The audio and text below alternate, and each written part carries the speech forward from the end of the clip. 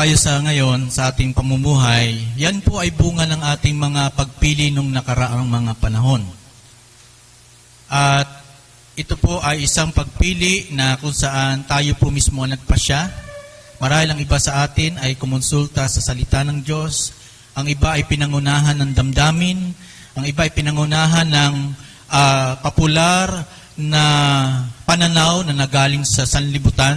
Pero whatever we are right now, whether physically, spiritually, whether materially, whether we are having a family of our own na kung saan masaya tayo or miserable ang buhay ng ating pamilya, I believe that lahat ng ito, bagamat napaka-complex ng buhay, ay may bahagi ang ating mga naging pagpili nung nakaraan.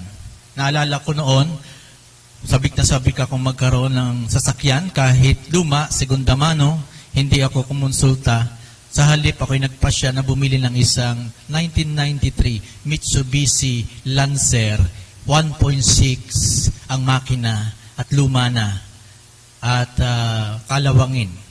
Dahil sa kagustuhan ko magkaroon ng sasakyan, ay binili ko ito sa halagang 115,000 pesos. Okay? Nung mabili ko ito, ay ang laki ng aking pagsisisi sapagkat hindi mo na ako kumonsulta sa mga mahuhusay sa sasakyan. Kaya ang pagpili natin ay importante sapagkat ito ang magdidirect kung ano yung ating magiging kalagayan sa buhay.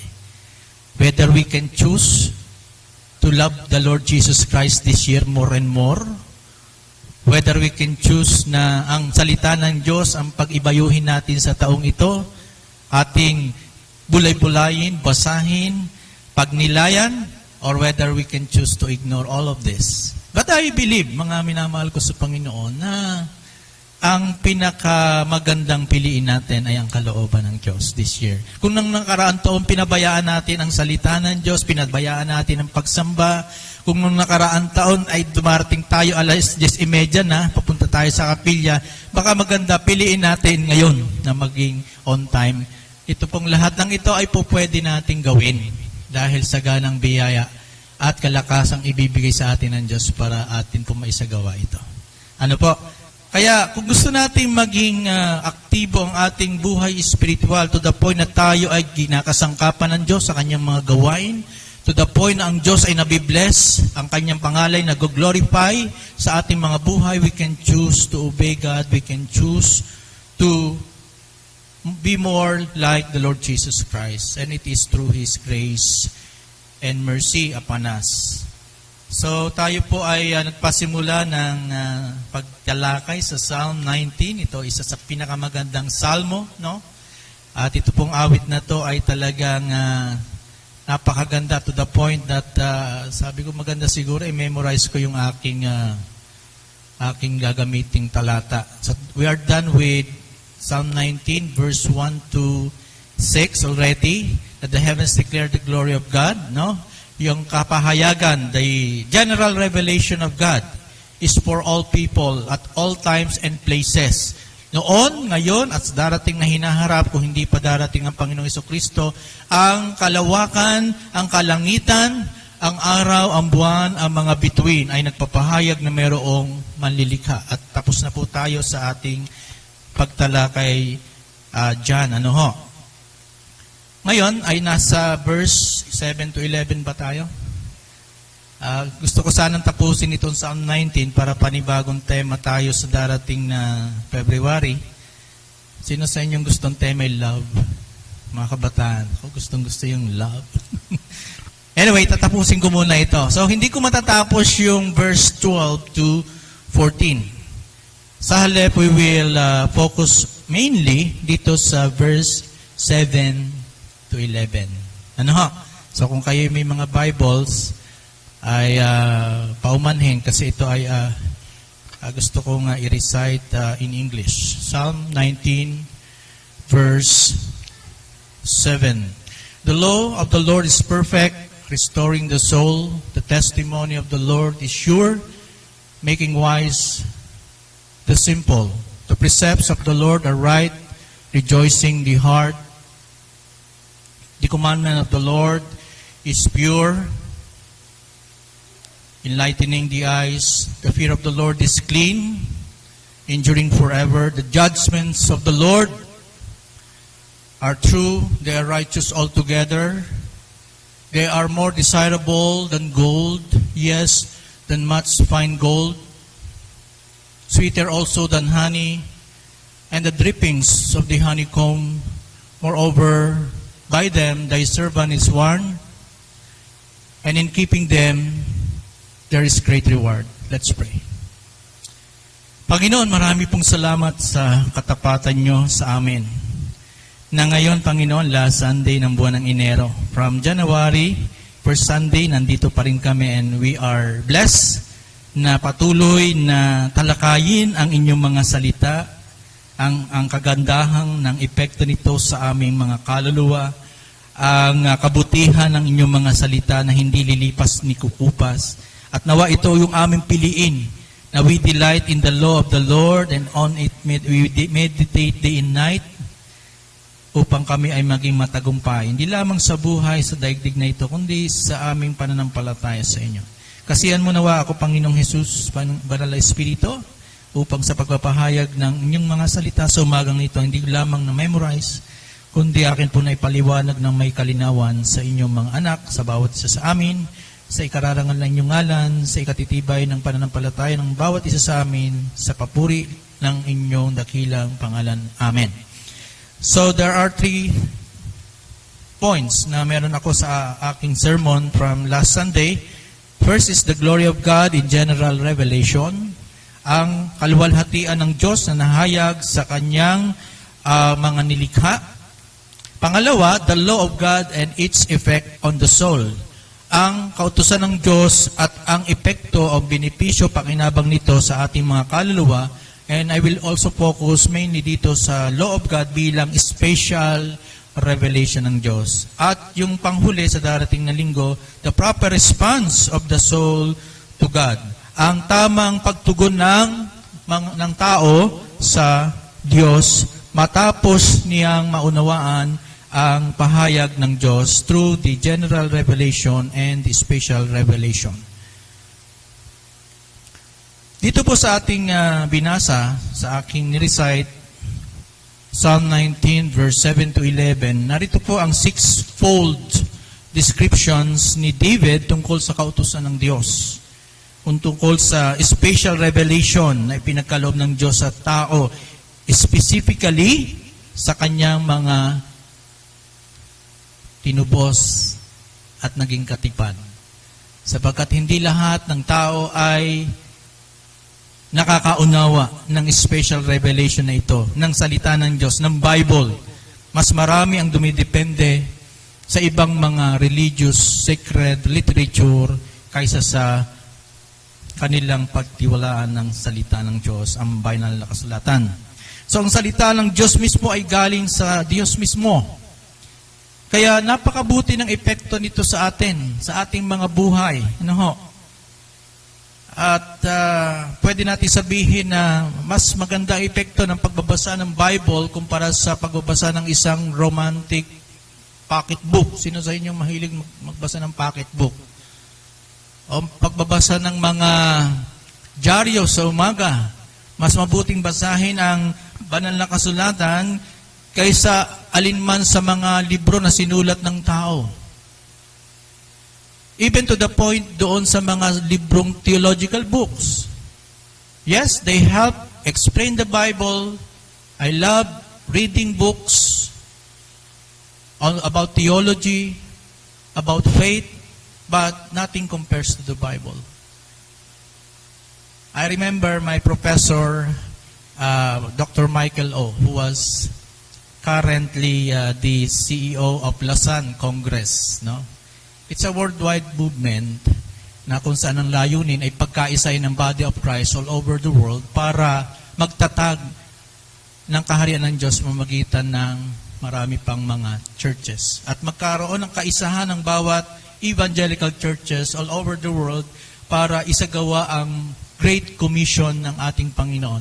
Sabi po ni Dr. Michael O., kung ikaw ay bibigyan ng books na dadalhin mo at ikay maninirahan sa gitna ng isang isla na walang internet, walang mga anumang uri ng komunikasyon, anong books ang dadalahin mo? Dalawa lang daw ang kanyang dadalahing aklat. Number 1, siyempre sa listahan walang iba kundi ang Bible. Okay? Pangalawa, dadalhin niya yung kay Wayne Grudem Doctrinal, yung kanyang systematic theology, si Wayne Grudem. So I bought that book. Yes, hindi naman ako nagkamali sa pagbili ng libro na yon. Medyo may kamahalan. Pero totoo nga sinabi ng aking professor na talagang maganda ang dalhin ng Bible at yung kay Wayne Grudem na systematic theology. So I have those books. That book, but I have many versions of the Bibles. Pinaka-importante na dalhin ng Bible, pinaka-importante na pahalagahan ng Bible, pinaka-importante sa lahat sapagkat dito nakasalalay ang ating pamumuhay at ang ating pananampalataya. At ang Bible ang naglilid sa atin patungo sa lalupang pagkakilala sa Diyos, pagkaunawa kung sino siya. So ang kautusan ng Panginoon na ipinapahayag dito ay may anim na paglalarawan. The Word of God here is described in terms of 6 modifiers or adjectives. Ano? At ito ay tumutukoy sa pangkalahatang description ng salita ng Diyos. So, when we read those part ng Psalm 19, 7-11, 6 na beses doong inilarawan ni David kung ano ang salita ng Diyos at kung anong effect nito sa kaluluwa ng tao na ito ay itinitreasure. So, tinawag dito ni David ang salita ng Diyos. Para sa atin, God's special revelation, the Bible, number 1, the law of the Lord. At napakaganda yung salitang the law of the Lord kasi yung salitang of the Lord, a possession. Ang law ay galing sa Diyos, mismong kanyang batas. Kaya yun ang unang description dito ng Word of God. It is the law of the Lord or the Torah. At ito ay God's revealed will. Ibig sabihin, revealed will nandito, nababasa natin, hindi natin kailangang hulaan paano ba ang revealed will sa akin ng Diyos. Babasahin natin sa salita ng Diyos. So yan ay the law of the Lord. Pangalawa, the testimony of the Lord. And it speaks about God's truth. Patotoo. Di ba? Pag nagte-testify ka, ibig sabihin, you are telling the truth. Di ba? So it's about God's truth, katotohanan ng Diyos, the testimony. So yun ang pangalawa, law, testimony. Pangatlo, precepts. Precepts of the Lord. At ito ay tumutukoy sa God's particular injunctions or command. Maraming command ng Lord sa kanyang mga salita, pero ito ay nakapaloob sa pangkalahatang description ng salita ng Diyos. Pang-apat, the law of the Lord, the testimony, the precepts. Pang-apat, the commandments of the Lord. Mga kautusan ng Diyos. At ito ay tumutukoy sa God's authoritative word. Sa salita ng Diyos na makapangyarihan, may authority. Pang-lima, ay tinukoy yung salitang fear of the Lord, which is also part ng Word of God. Kasi dito, pinapakita kung saan nagsisimula. Where does wisdom come from? Saan? The fear of the Lord in Proverbs chapter 1 verse 7, the fear of the Lord is the beginning of wisdom. Okay? So, yan pong salita na yan, yung fear of the Lord, ito naman yung reverential trust that God's word fosters in His people. Ito yung pagkatakot na may pagtitiwala, pagpipitagan sa Diyos na kung saan nilinang ng Diyos sa mga anak niya. So we have the law, the testimony, the precepts, the commandment, the fear of the Lord, and the judgment of the Lord. If you will notice all of these 6 description, it belongs to the Lord, right? Law of the Lord, testimony of the Lord, precepts of the Lord, commandment of the Lord. Ano pa? The fear of the Lord, which is yan ang kanyang nililinang sa atin as we read the Bible. And the judgment of the Lord, lahat ay pag-aari niya. And the word that was used for the Lord is Yahweh. Here. So, pag-aari niya yan. Ibig sabihin, pag pag-aari niya yan, mahalaga yan sa kanya. At kapag binigay niya yan sa kanyang katipang bayan, sa kanyang mga anak, God is expecting that His people will listen to it. God is expecting that His people, His covenantal people, sa Old Testament and even us in the New Testament, the church, will obey, will follow, will delight on it. Now, let me ask you, sino sa inyo ang madalas bumabasa ng salita ng Diyos? Sino sa inyo madalas magbasa ng Word of God? Do you have a particular order or Bible reading schedule?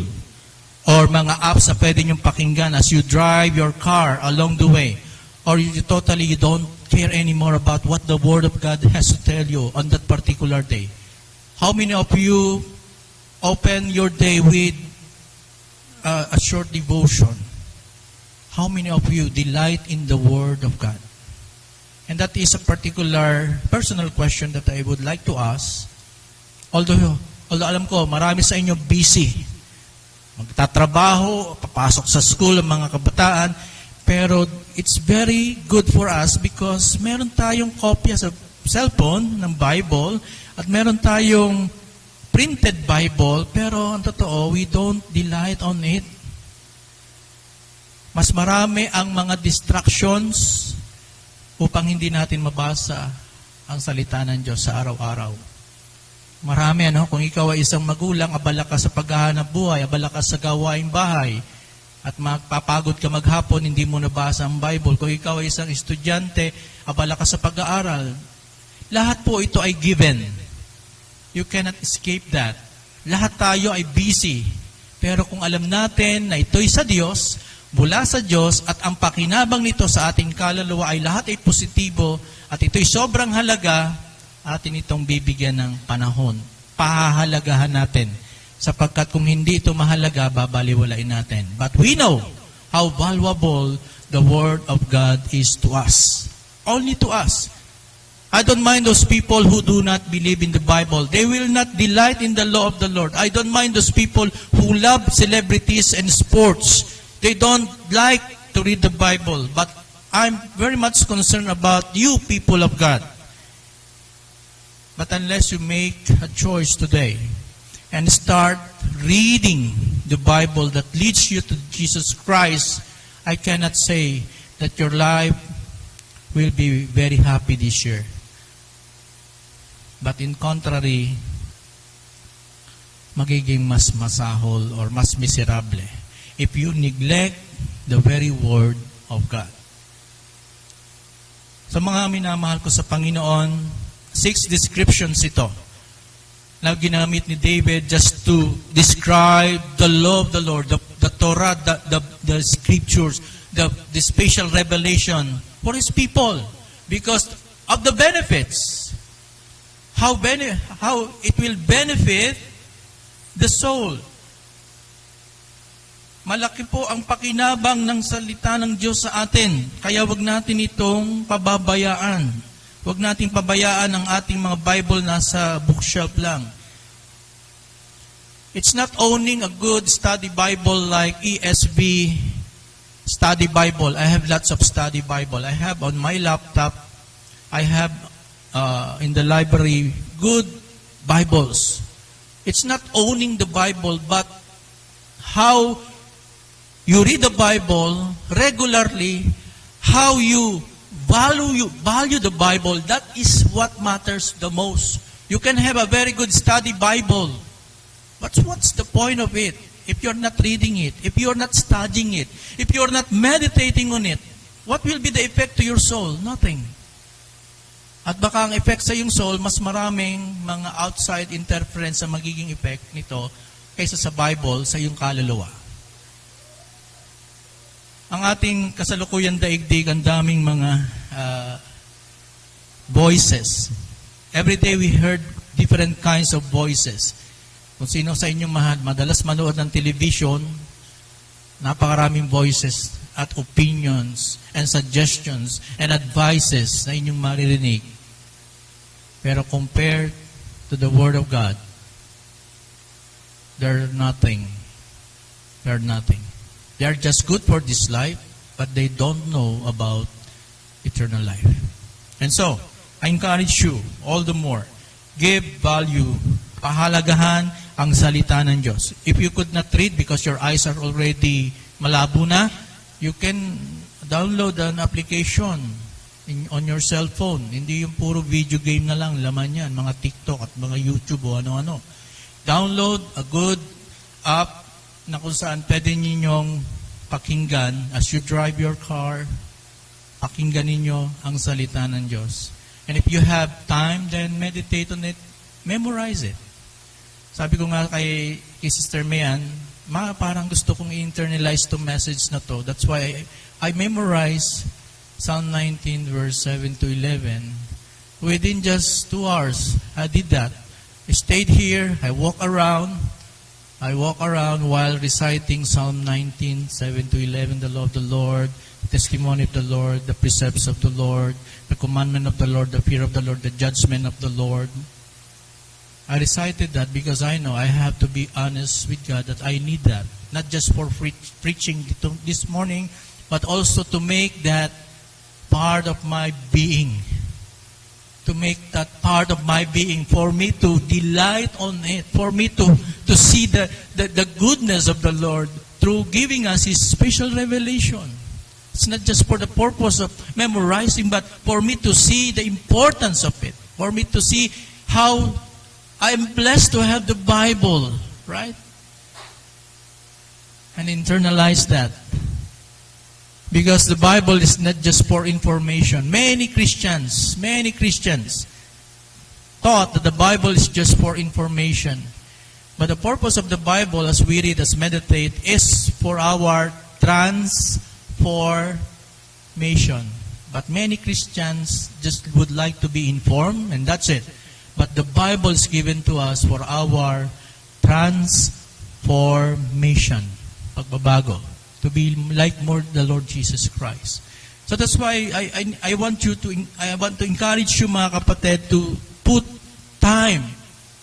Ang dami nating time, 24 hours a day. Please, let your Bible be read regularly. And that will only happen if you choose. If you choose. Kung hindi mo ito pipiliin, walang mangyayari. You will remain stagnant in your Christian life. And worse, you could be a stumbling block to those who are very new in the faith. Why? Because you failed to meditate on the Scriptures daily. Well, ginamit rin ni David ang 6 na mga modifiers to refer to the Word of God. He said it's perfect. The law of the Lord is perfect. Ang ibang salin, it's blameless. It's perfect meaning walang kapintasan. The law of the Lord is perfect. Restoring the soul. And then, ginamit ni David yung salitang sure. The testimony of the Lord is sure, making wise the simple. Sigurado, tiyak. Naalala ko yung Wawawin. Sino sa inyo nakakapanood ng Wawawin bago magbalita no? Nawala na yata yan, ano? Nawala na nga yung Wawawin. Pero nakikita yung isang segment do sa program na yon, merong contestant na pipili. Pera o kahon, di ba? No? So marami sa mga contestant, pagka naibigay na yung pinaka-maximum na limit na gusto nila, halimbawa, 70,000, pera o kahon. Yung 70,000, sigurado na yon. Very few are not willing to take more risk para, ano kaya laman ng kahon? Diba? Kasi hindi mo tiyak yung laman ng kahon. Diba? Ano nandun sa kahon? Minsan, wala. Di po ba? So, gusto nila yung tiyak. Kaya, nanigurado na sila. Kita na nila yung pera kaysa sa hindi nila alam kung anong laman. Pero meron nagtitake ng risk, sinasabi, siguro, dahil mahirap ang buhay nila, wala namang mawawala kung piliin yon, pinipili nila at minsan nakukuha nila. May mga ganon. Pero, my point is this. Gusto natin ay tiyak. Mas marami sa atin ang hindi willing na mag-take ng risk sa isang bagay na hindi tayo tiyak kung ano ang magiging kahihinatnan. Tama? Mas gusto natin sure na. Whether it's small in benefits, gusto natin big ang benefit, pero mas gusto natin sure. And that is how we should view the Word of God, the testimony. The testimony of the Lord is sure, making wise the simple. The third modifier is right. The precepts of the Lord are right, rejoicing the heart. It says. The fourth, pure. Right? Alam natin, matuwid. Pure, malinis. No? Ano yung malinis dyan? The commandment of the Lord is pure, enlightening the eyes. Ano pa yung sumunod? Clean. The fear of the Lord is clean, enduring forever. At yung isa, yung panghuli, the judgment. Ang mga kahatulan ng Diyos ay tunay, totoo, true. Walang halong kasinungalingan. They are true. And they are righteous all together. So ito naman yung modifiers. Perfect, sure. Lahat ito'y positive. Positive para sa ating kaluluwa. And yet, we do not pay much attention. No? Yung namang effects nito sa ating kaluluwa, anim din. The law of the Lord is perfect, restoring or reviving the soul, restoring the soul. Yung effect nung the testimony of the testimony of the Lord is sure, making wise. If you would like to be wise, making wise the simple. The precepts of the Lord are right. What is the effect of it? Rejoice the heart. The commandment of the Lord is pure. It enlightens our eyes. Yung kautusan ng Diyos ay nagpapaliwanag sa ating mga mata. Maliwanag ang ating isipan, it means. And then, yung fear of the Lord is clean, malinis, it endures forever. And then finally, ang effects nitong judgment of the Lord, ano sabi? The judgment of the Lord are true, what? Righteous altogether. They are righteous altogether. So ito ay positibo lahat. It restores our soul.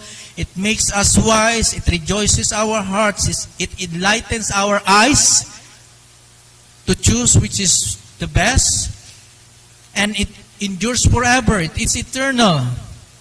And it is righteous. All the judgment of the Lord are righteous. Kahit na yung pagdidisiplina sa atin ng Panginoon, righteous yan.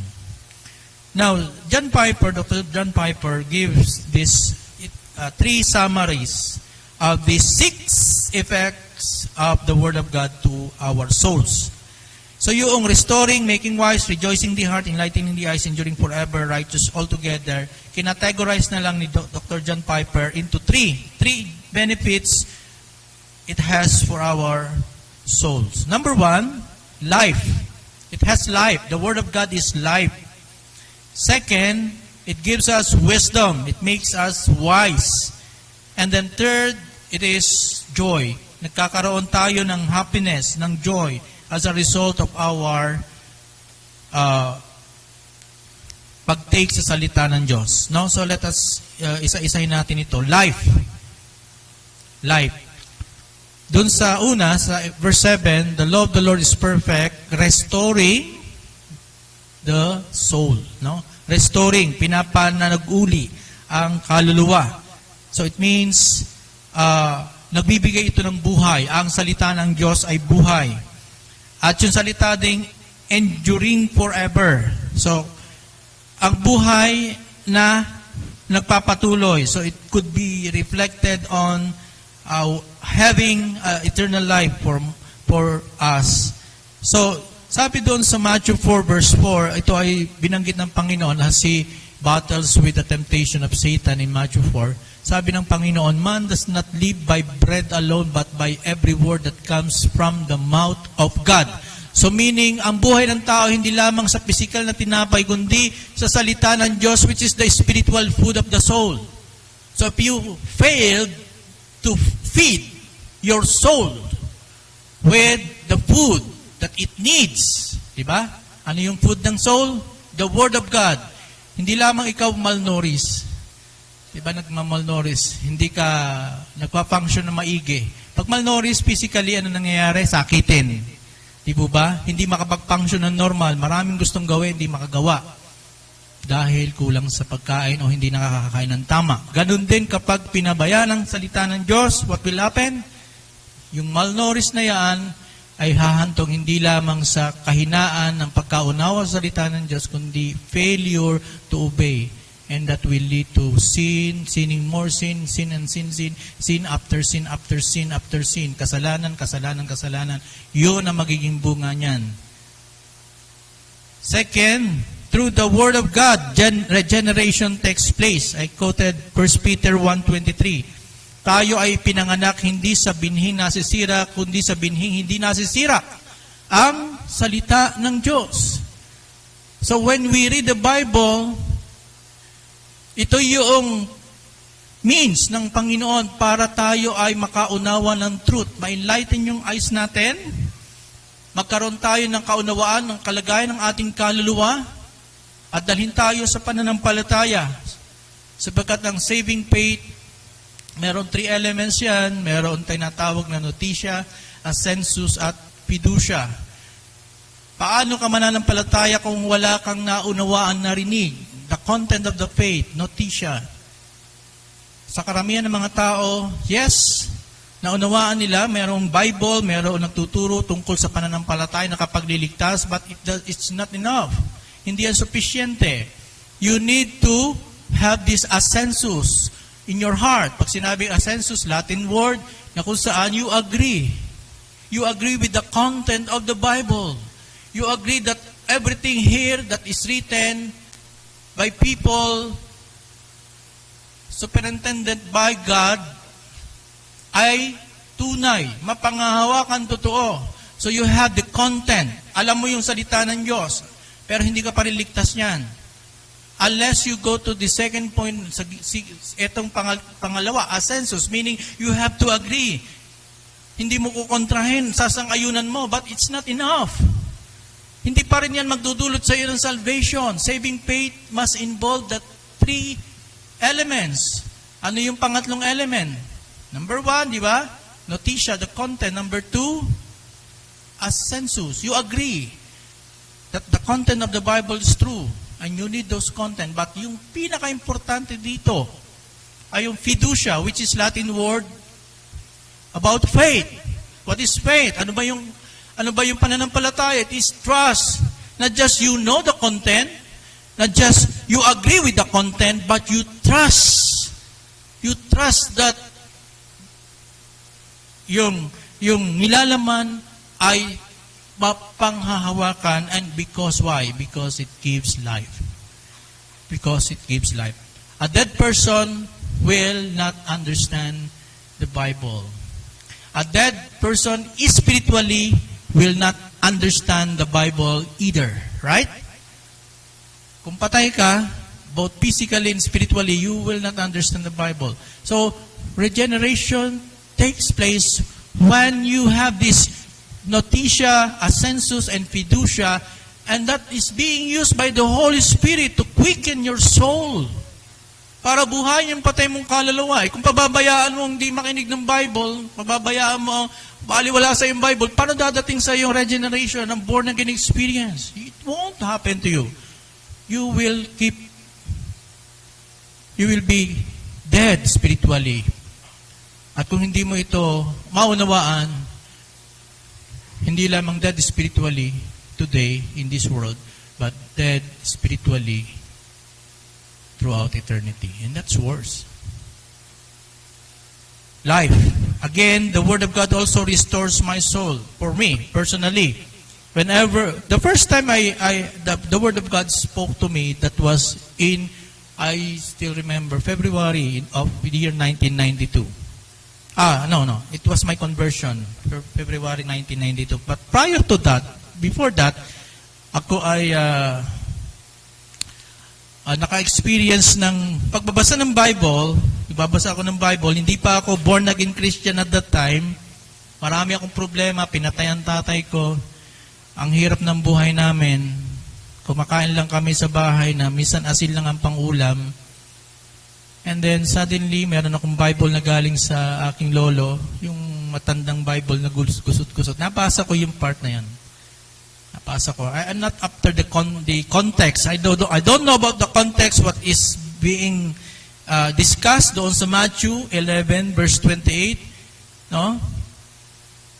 Pero napaka ganda ng effect nito sa akin, buhay. Because when I read that and the Holy Spirit use that to quicken my soul, nabuhay ang aking kaluluwa. What is Matthew 11:28? The Lord Jesus Christ said, "Come unto me, all of you who are tired and heavy laden, and I'll give you rest." Yun po ang sabi ng Panginoon sa Matthew. Lumapit kayo sa akin, kayong lahat na napapagal at nabibigatan sa inyong mga pasanin at kay bibigyan ko ng kapahingahan. And then to add more, learn from me.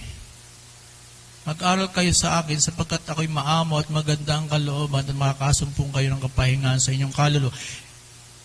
And at that very moment, naunawaan ko ang salita ng Diyos, how the Lord loves me, how the Lord wants me to have this kind of life, na kung saan hindi lamang free from emotional pain and hurts of the past, but this Matthew 11:28 is the greatest invitation for all people to come to Christ and find salvation in Him alone. And that happens to me way back in 1991, late part 1991. So yun po, anong dulot ng salita ng Diyos sa inyo? Buhay. Buhay, di po ba? It restore your soul. Come to the point na kayo ay pagod na, burn out na, anong gagawin niyo? You go to the book of Psalms. You read the book of Psalms, Psalm 23, Psalm 19, katulad nito, Psalm 1, Psalm 46. Lahat yan, nandyan sa salita ng Diyos. But it is your responsibility to read that. Tama? Paano ka marirevive sa iyong spiritual life kung hindi mo ito babasahin? And the Lord could bring life when you read that. It will restore. He will restore your soul. Meaning, He will turn it back. Kung ikaw ay napalayo sa Panginoon, go back to the Bible. It will bring life to you. It will restore you once again. Kung ito'y pababayaan mo, salita ng Diyos, walang restoration process na mangyayari. Patuloy ka magiging miserable sa iyong buhay spiritual. Gugustuhin mo ba yung ganun? All throughout 2024, ganun ang magiging buhay mo? Na hindi ka nagiging kagamit-gamit sa kanyang kaharian because hindi mo tinitingnan yung source na po pwedeng gamitin sa iyo ng Panginoon to restore you back to Himself. Because reading the book, the Bible, rejuvenates our outlook in life. And my outlook in life, every time I feel so depressed, many times I feel so disappointed, many times I feel so tired, then I go to the Bible and meditate. Right? Pero kung pababayaan natin, yan, what will happen? Palagay ko, mga minamahal ko, lalo ka magiging magko-complain ka sa ating Panginoon, sa mga tao, hindi ka kakikitaan ng ngiti sa iyong puso, palagi kang may hinahanap na kulang, hindi ka satisfied, hindi ka content, at lagi mo iniisip yung pangkasalukuyang buhay mo hiwalay sa Panginoon, sana kaya ito hahantong. Pero kung na-realize mo yan, you need to go back to the Bible. Kasi sa church, Sunday lang tayo nakikita, pero yung Bible, palaging kasama ninyo, nasa bahay nyo, di ba? So, importante yan. Also, the Spirit gives life, sabi ng Panginoong Hesukristo, ng mga tao ayaw maniwala sa Kanya. Pero in John 6:63, the Spirit gives life, sabi ng Panginoon, the flesh counts for nothing. The words I have spoken to you, they are full of Spirit and life. Read the Gospels. 4 Gospel, Matthew, Mark, Luke, John, and know the Lord Jesus Christ. Why? Because sinabi dito ng Panginoon, the words I have spoken to you, referring to His first disciples and also for us, yung mga sinabi ng Panginoong Hesukristo na nanatala dito sa Bible, they are full of the Spirit and they are life. Pero pag pinabayaan natin, wala, hindi buhay, patay. Atay. Ano ho? 1 Peter 1:25 in King James sabi doon, but the word of God, the word of the Lord endureth forever. Ang salita ng Diyos ay hindi kukupas magpakailanman. And this is the word which by the gospel is preached unto you. Imagine, yung gospel, the good news about Christ, hindi ito lilipas. Meron tayong ending sa daigdig na ito. Pagkatapos nating mamatay, tapos na ang ating buhay sa daigdig na ito. Pero yung gospel na ating naunawaan at tinanggap, na ating pinagtiwalaan, ito ay magpapatuloy at idadalhin tayo ng gospel na ating pinagtiwalaan sa daigdig na ito patungo sa kabilang buhay sa piling ng Diyos. Hindi ba ito napakaganda? Pero kung hindi natin pahalagahan yung gospel na ating pinakikinggan, paano tayo makakapamuhay ng isang pinagpalang buhay while on earth? The Word of God assures us of life with God. Diba? Sabi doon sa 1 John 5:13, sabi ni John, I write these things unto you, you who believe in the Son of God, so that you may know, 1 John 5:13, you may know that you have eternal life. Diba? Ngayon, maraming Christian ang ayaw umalis sa daigdig na ito. For them, this is already heaven. Marami silang gustong gawin sa daigdig na ito. Nakakala nila ito yung heaven. Ayaw na dito umalis. Pero what is this world compared to the next? Dito may kamatayan. Dito may mga away sa'yo. Dito sobrang traffic. May inis ka. In the world to come, new heaven, new earth. Ang akala lang natin ng mga kapatid, siguro kaya hindi natin gusto yung thought about heaven kasi una, nandito pa tayo. Pangalawa, we have a very, very shallow understanding of heaven which is for us, habang tayo nasa langit, espiritu lang tayo, wala tayong gagawin doon kung hindi umawit lang. That's part of it. We will worship our God day and night. No? Doon. Pero we will have a new kind of body. The same kind of faces, but a glorified one. Na hindi na mamamatay at hindi na magkakasakit, and most especially, importantly, hindi na paghaharian pa ng kasalanan. Na ang katawang ito na nakakasangkapan ng kasalanan, nananampal ng asawa, nanununtok ng kapwa, ay hindi na makakasangkapan ba para sa kasalanan sa kabilang buhay. So we will have that kind of life in heaven.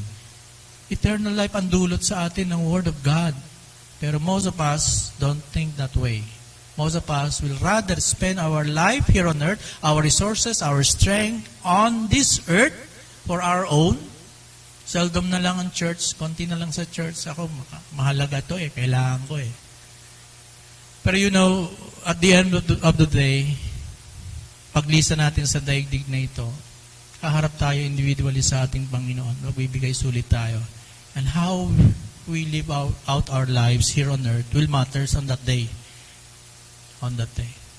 Whether we value the Word of God, whether we spend more time with God, knowing Christ more and more as we do our regular day-to-day tasks like studying or working anywhere, pero hindi natin binabayaan ang salita ng Panginoon. Kung ikaw ay malapit ng mamatay, nandun ka na sa point na kung saan kaya mo pa magsalita. You know, sabi ng doktor, you have only 2 days left para ikaw ay mabuhay. Your cancer, talagang kumalat na. What do you want to hear when you are about to die? Ano latest showbiz? Ano magandang investment? Kung ikaw ay may pera at nag-ipon ka para sa iyong pamilya, gusto ba mamarinig mula sa iyong attorney na, Attorney, please read to me my last will and testament para sigurado ako. Or invite mo ba isang kaibigan mo na mayaman na gusto pang magdagdag ng iyong kayamanan? Ano ba ang magandang investment pa? Are you going to listen to all of those things as you are about to die? Definitely not. If you are wise, no. Kung ikaw'y mananampalataya, what do you want to hear? Before Elder Berka went home with the Lord, I read to him Romans chapter 8. Nothing can separate us from the love of God, not even death. I read to him that particular passage in the scripture. You want to hear most probably Psalm 23. The Lord is my shepherd, I shall not want. He makes me lie down in green pastures. He leadeth me beside still waters. You want to hear those words when you are about to leave this world, right? Hindi mo na intindihin yung ibang mga, gusto mo yun na lang, yun ang babaunin mo paglisan mo. Tama ba? At kung kayo darating sa punto ng ganon, at kung ako'y buhay pa, ipatawag ninyo ako, Pastor, please read to me the scriptures. Please read to me. I'm about to face God. Or Revelation 21, about the new heaven, the new earth. Those things, those promises of God, those things I would like to hear. Although from time to time, most of the time, nakapapakinggan ko na yan, nababasa ko na yan, pero in my dying moment, gusto ko ito ang mapakinggan. Yes, those words like, Ma, Pa, I love you. It's good. But more than those words are the Word of God that can send your loved one who will die on the Lord in complete, total assurance of their faith and that kind of excitement about meeting with God. So, anong gusto niyo mapakinggan sa araw na yan? Asawa ko, basahin mo sa akin ang salita ng Diyos. Hindi ko na kaya, alam ko malapit na akong mamatay, basahin mo sa akin ang salita ng Diyos. Pero bakit mo hihintayin dumating sa punto na ikaw'y malapit ng mamatay, saka mo uunawa at babasahin ang salita ng Diyos at ginugol mo ang iyong maraming panahon sa pagpapabaya?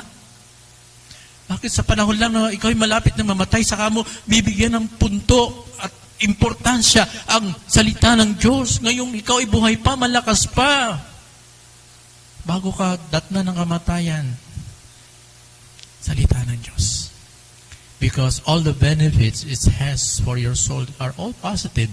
Positibo, buhay, restoration, wisdom, right? If we abandon the Word of God, sabi ni John Piper, we will die spiritually. Ang ating pagpapabaya sa paghahawak ng salita ng Diyos ay isang katibayan na hindi pa marahil nagdulot ang Word of God ng life. Meaning, not physical life, but spiritual life. Kung tayo pabaya sa Word of God, it's high time for us to examine ourselves whether we are having this spiritual life within us.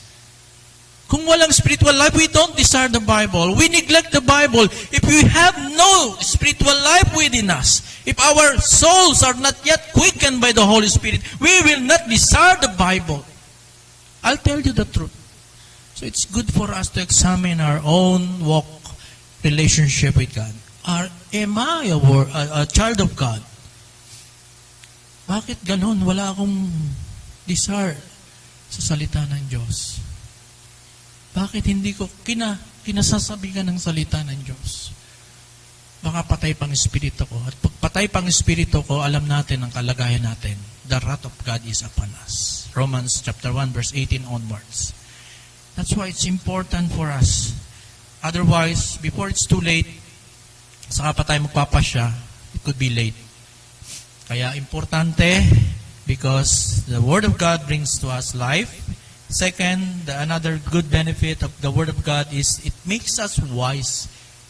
The testimony of the Lord is sure, making wise the simple.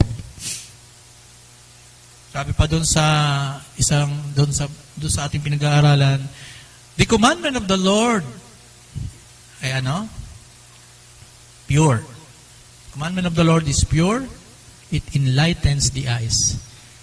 Sino sa inyo ang malabo ng mata? Ako, malabo ng mata sa totoo lang. Kung wala akong aid nitong telescope na ito sa akin, hindi ko na makikita kayo yung aking binabasa. So, malabo ng mata ko, totoo lang. Basta lahat na nakasalamin dyan, sigurado yan. Yung iba na nagpapaporma lang, kung anong uri ng salamin, ay, Ray-Ban to.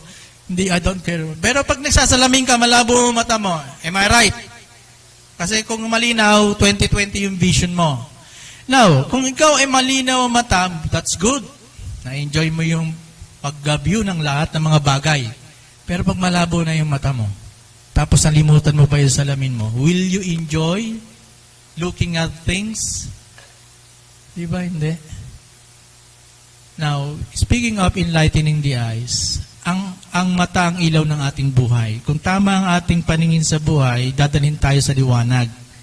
Pero kung ating mata may problema, ang ating buhay patungo sa kadiliman. At itong salita ng Diyos ay liwanag para sa atin na dinadala tayo sa patuloy pang kaliwanagan.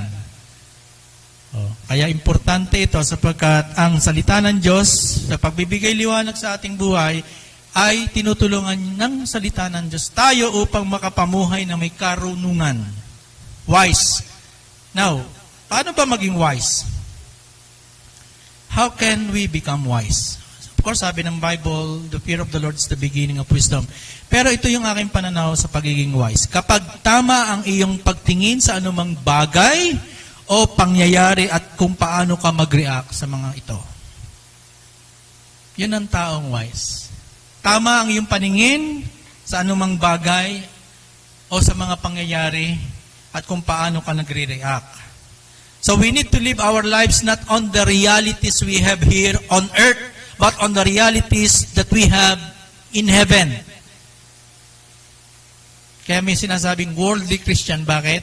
They are living in the realities of earth. Hindi naman tayo taga rito. Tayo hindi na taga rito. Tayo nakikiral lang dito.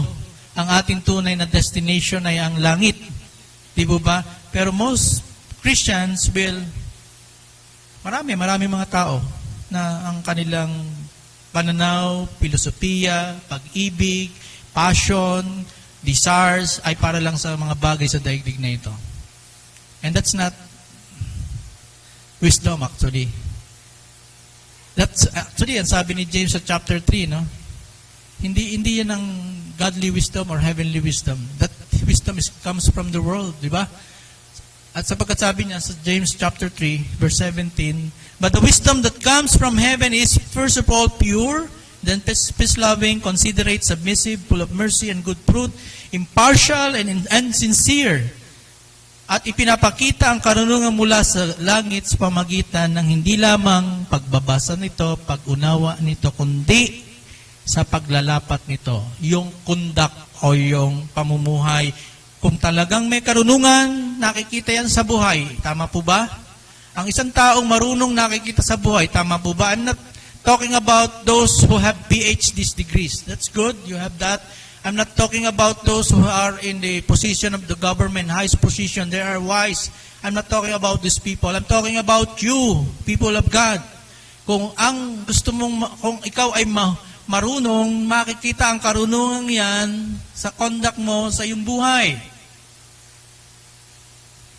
So, another question that I would like to raise, how wisdom works? Paano ba gumagalaw ang karunungan? Listen, it begins with having the right view of things, both temporal or eternal. Having the right view of things. Temporal. Kung temporal yan, ano yan? Mananatili magpakailanman? Of course not. Temporal eh. Kung eternal yan, mananatili ba yan? Magpakailanman? Of course. Sinabi ng Bible, ang salita ng Diyos ay mananatili magpakailanman. Eternal. Ito mga bagay na ito sa sanlibutan ay may kawakasan, lilipas. The now and the then. What is your life now? How do you view things? How do you plan for your life? Is God out of the context in your life or you want God to lead you to that particular blessed life? You can choose. You can choose. Lord, kayo na po ang manguna sa akin. Tulungan niyo po ako. Gabayan niyo po ako. Palakasin niyo po ang aking pananampalataya. You can choose that. Or you can ignore and just do whatever you want this year. how people of this world and the people of God think in relation to God and the way they live out their lives. Yung salita ng Diyos, iba ang tingin dyan ng taga-sanlibutan kaysa sa tingin ng mga tunay na Christian sa salita ng Diyos. May pagpapahalaga. At alam natin kung ano ang ating nilalagay sa ating isipan, ang ating ina-absorb sa ating kaisipan, ito ang nagpapasya o nag-motivate sa atin kung paano tayo magpasya at kung paano natin tanggapin ang mga pangyayari sa ating buhay. Whatever we take inside, ito yung magdidirect kung paano tayo mag-react, kung paano tayo kumilos, kung paano tayo mamuhay. And so much feeding of the voices that comes from this world and less feeding of the Word of God, tingnan niyo yung buhay Kristiyano niyo. Tingnan niyo yung buhay Kristiyano niyo. And the culprit could be pinabayaan natin ang salita ng Diyos. That's why ganito pa tayo ka-stagnant in our faith. Hindi tayo lumalago, hindi tayo nagiging motivated, hindi tayo nagiging blessing sa ating mga kapatiran because pinabayaan natin ito. We choose the same way again and again and again. Kaya hindi tayo nag-i-improve sa ating paglakad sa buhay. For example, the world is centered on accumulation. Ang daigdig, ang mga taong di Christian, gusto nila accumulation, ipon, hoarding. They have this desire for popularity. Gusto nilang maging sikat. And they would like worldly successes. Yung mga katagumpayang pangdaigdig. Yan ang makasanlibutan. Walang Kristo. Pero kung ikaw ay Kristiyano, pagtingin mo sa salita ng Diyos, the Word of God teaches the opposite. Hindi hoarding. Hindi accumulation. Hindi pagsarili. Because the Word of God teaches you to be generous. Right? When God has blessed you, it teaches you to be generous. It teaches you, kung ikaw ay, you are climbing the ladder of success, for what? For what? Para sa ano? For people to serve you, for people to recognize you, for people to be amazed by your achievements. Yan lang ang nagdidirect ng iyong buhay. But in the scriptures, sa halip na ang tao ang gusto mo maglilingkod sa iyo because of your achievement, ikaw ang naglilingkod.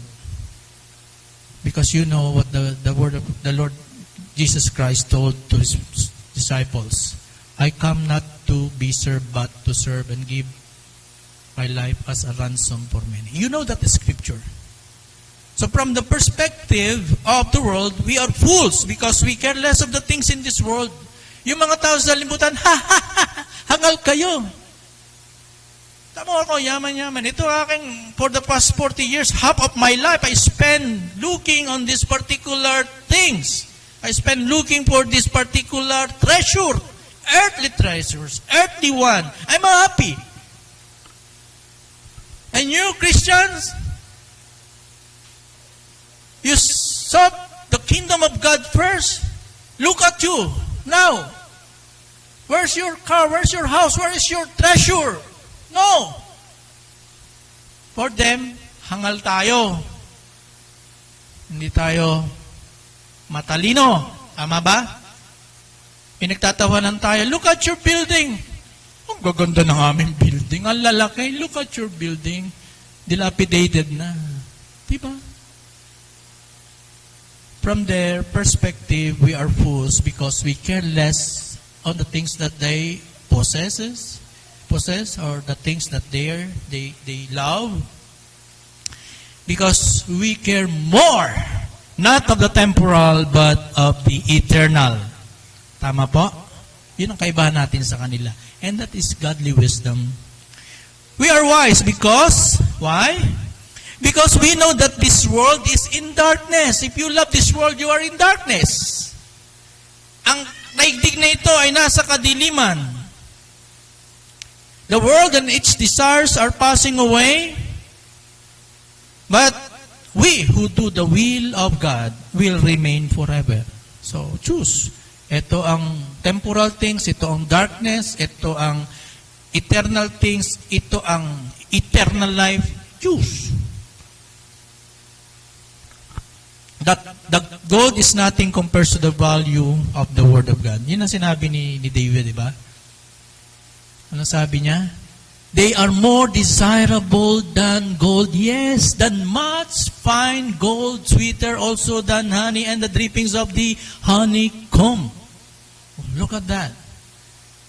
Mas mahalaga kaysa sa anumang ginto, referring to all worldly wealth, treasures, money, stocks, lands, houses, cars. The Word of God is much better. It's up to you to choose. If we are wise, we will choose the Word of God and live on it until we depart from this world. Why? Because gold, big house, nice car, big amount of money are nothing compared to the benefits offered by holding on the Word of God. I'm not saying that if God could bless you with these things, that is also a blessing from the Lord, and God wants you to enjoy those things. But do not put your heart on it. It could become an idol. It could really hamper your spiritual growth. It could even hamper your worship, even in the Lord's Day. Don't put your heart on it. Because Jesus has said, where your treasure is, there your heart will be also. Kung nasa ang iyong kayamanan, kung si Christ ang iyong kayamanan, nandun ang iyong puso. Pero kung mga bagay na ito, ang kayamanan mo, palaging nandoon, ang drive, motivation, ang desire, ang panahon, ang isipan, palaging doon, isip, paano pa? How could I have more? Pero kung si Jesus, yes, God can bless you, pero pag ikaw, mga kapatid, ang iyong inuna yan, at hindi ang Panginoon, you are like those who are putting water on a broken cistern. No? Wala rin. At the very end, wala din. So, sabi ni Dr. John Piper sa kanyang sermon, dito, sabi niya, and I quote, if you have a choice between the Word of God and gold, choose the Word of God. If you have a choice between the Word of God and much gold, choose the Word of God. If you have choice between the Word of God and much fine gold, choose the Word of God. The point is plain. The benefits of knowing and doing the Word of God are greater than all the money can buy. Sabi ni Dr. John Piper. So, anong dulot sa ating kaluluwa? Life. Ano pa? Wisdom. Lust. Joy or happiness. The commandment of the Lord are right, rejoicing the heart. And sweeter also than honey and the drippings of the honeycomb. So, more than reading a comedy book that prompts us to laugh, the Word of God rejoices our hearts. Whenever we read the Bible, it brings joy to us. Joy brought by knowing its content and knowing its author, God. Joy brought by His promises and their fulfillment in the person of Christ. So mga kapatid, ang salita ng Diyos ay nagbibigay sa atin ng kagalakan. It's not how we sing song, diba, nagpapalakpakan tayo. No? We are joyful to the Lord because of who He is. But even without singing, no, hindi tayo nakakakanta, whenever we read the Bible, it brings joy to us. Joy, unexplicable joy. No, merong ganong kanta, no? Joy to the earth, no? Unexplicable. Even in the midst of our pain, we can be joyful. Why? Because the Word of God brings us that kind of joy. It's not about temporal kind of joy, but a kind of joy that is unexplainable by just mere man's mind. A kind of joy that is the fruit of the Holy Spirit that is produced in us by the Holy Spirit. And that is how we should value the Word of God, because it brings joy. No? Brings joy. So, alam mo ang tao, lahat gustong ang kasiyahan. I remember my sister just would like to be happy. I don't want stress in life. I just want to be happy, no, and content. Alam nyo, lahat ng tao gustong maging masaya.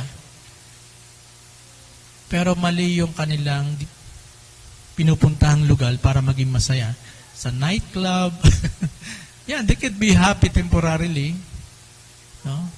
Saan pa? Party. Alam nyo, ito, magtuturo ako ng baptismal lesson or membership class. Gusto ko ang kasiyahan nyo nasa Word of God kasi kung magtuturo ako tapos hindi kayo a-attend kasi walang pagkain o wala tayong fellowship, pero yung Word of God na inyong mapapakinggan, sapat na yun dapat para kayo umattend at matuto kasi it will bring joy to you knowing what is at stake when you believe in the Word of God. Your faith in Christ, faith in His finished work, no? So, wag nating baliwalain because it brings joy to us, no? The joy of the Lord is my strength. So, verse 11 gives us another benefits of the Word of God. It warns us, di ba? Ano sabi doon sa verse 11? Moreover, by them thy servant is warned.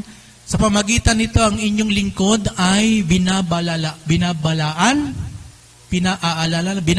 winawarningan.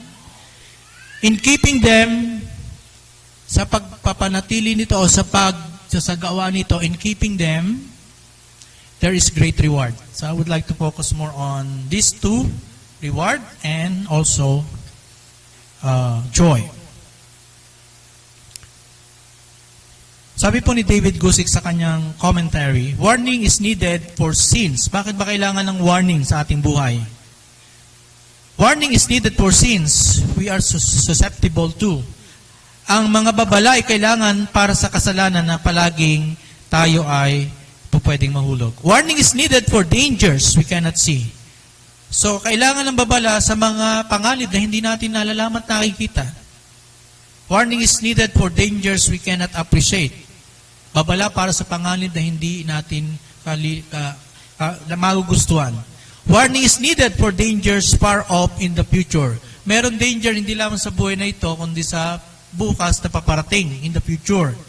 Warnings are often rejected. Yan ang sabi ni Dr. David Guzik. Meaning, kailangan natin ng babala. Pero maraming mga tao ayaw ng babala. No? Ayaw makinig sa warning. Ano nangyayari sa ayaw makinig sa warning? Napapahamak. Di ba? Sinabi nang huwag ka magtayo ng bahay dyan eh. May fault line. O, di ka nakinig. Winawarningan na kita. Di ba? Nagtayo ng bahay. 3 million ang ginastos. Lumindol. O, sinasabi ko sa iyo. Kinakinig sa akin. Ayaw normally talaga ng tao pakinggan ng warning. No? Sinasabi nang huwag tumawid sa kalsada, marami na namatay dyan, tumawid pa rin. O, ano nangyari? Patay. So, ibig sabihin, naturally, ayaw natin ng warning, especially when God is the one warning us. We don't want God to warn us because we can direct our lives on our own. Pero napaka-importante kasi ang salita ng Diyos ay maraming warning. Bakit ba nagwa-warning ang salita ng Diyos? For our good. Hindi ito para tayo ay ikahon at wag nang pakilusin at parang gagawin tayo nasa rehas na tayo doon na lamang at hindi tayo pwedeng gumalaw. Hindi. Para sa ating ikabubuti, para tayo ay makaiwas sa pagkakasala, huwag tayong bumagsak sa paglayo sa kalooban ng Diyos. Kaya importante yan. Ngayon, kung hindi tayo nakikinig sa warning ng Word of God, what will happen? Makikita mo na lang ang sarili mo na ikaw ay bumagsak na sa pananampalataya at naging katitisuran ka na. The next word is reward. Sabi doon ni David sa verse 11, moreover, by them thy servant is warned, in keeping them there is great reward. Wow. Di ba? Ang ganda. We are encouraged by David to keep it or to obey it. Why? Because of the great reward. Sino sa inyong gusto ng reward? Marami. Gusto ng reward, ayaw naman ng ng pagpapagal. Ang gusto ay madali ang reward. Well, obedience to the Word of God is already a great reward. When you obey, when I obey the Word of God, we are also, we have this great reward because it does to us good thing. God does not withhold, sabi doon sa Psalm, di ba? God does not withhold good things to those who walk uprightly. Paano ka makakalakad ng matuwid? No, the Word of God. No? So, hindi raw pinagkakait ng Diyos ang mabubuting bagay. Walang mabuting bagay na ipagkakait ng Diyos sa Kanya na lumalakad ayon sa katuwiran. Paano ka lalakad sa katuwiran kung hindi mo alam ito? Di po ba? So, I will continue the next Sunday, mga kapatid, yung third, last point. Ano ba yung last point for Sunday? The proper response of the soul to our God from verse 12, 14. Iiwas mo ako, Panginoon, sa mga secret sin. Yan po yung aking tatalakayin next Sunday. I don't want to rush just to finish this Psalm 19. Go ahead. Pero gusto ko maunawaan natin how precious Psalm 19 is for us as believers. Again, it brings us life, it gives us wisdom, and it gives us joy. So, read, meditate, study, and do not neglect the Word of God. Pray po tayo. Lord, kami po ay inyong tulungan sapagkat nakita namin ang benefits ng salita ng Diyos sa aming mga souls. Pero Lord, hindi ganoon ang aming pagtaya, pagtingin, pagpapahalaga sa inyong mga salita. Seldom nababasa namin at madalas ayaw naming unawain. Wala kaming time diyan para magbasa at marami kaming gawain, katuwiran namin. Pero Lord, this time, nakita namin ang benefits nito sa amin. Nakita namin na ito'y pag-aari mo at tinanggap namin ang inyong salita. At kami ay accountable na sa harapan nyo kung paano namin tanggapin ito, kung paano namin pahalagahan ito. Yun, Panginoon, ay pagbibigay sulit namin sa inyo. Kung talagang mahalaga ka sa amin, magiging mahalaga din ang inyong mga salita para sa amin. Na huwag namin itong kaligtaan, Panginoon. We should study, we should learn, we should know, we should delight, Lord God, sa inyong mga salita, Panginoon. Because it reflects our love for you, in our relationship with you. At tulungan niyo po kami, Panginoon. Hinihiling ko po ang inyong basbas na nawa, bigyan mo rin po kami ng desire na iwanan ang mga sin, mga kasalanan na pumipigil para yung Bible ay aming pahalagaan. It could be those things that we love the most. Maraming bagay na mas minamahal kami. Panginoon, free us, Lord. Palayain mo kami sa mga bagay na yan, Panginoon, para makita namin na itong salita mo ay valuable more than gold or even silver, sweeter than honey, Panginoon. Yun ang aming pag-take sa inyong salita, na lahat ng mga bagay sa daigdig na ito lilipas, kukupas, magwawakas. Pero ang inyong salita, ito ay mananatili magpakailanman. Kaya tulungan niyo po kami, Panginoon, bilang isang iglesia, nawa kami ay maging mga lalaki at babae ng Biblia na palaging nagbabasa at naninindigan sa katotohanan ng inyong mga salita. Purihin ang inyong pangalan, O Diyos. Salambahin kayo, Panginoon, sa umagang ito. In Jesus' name, Amen.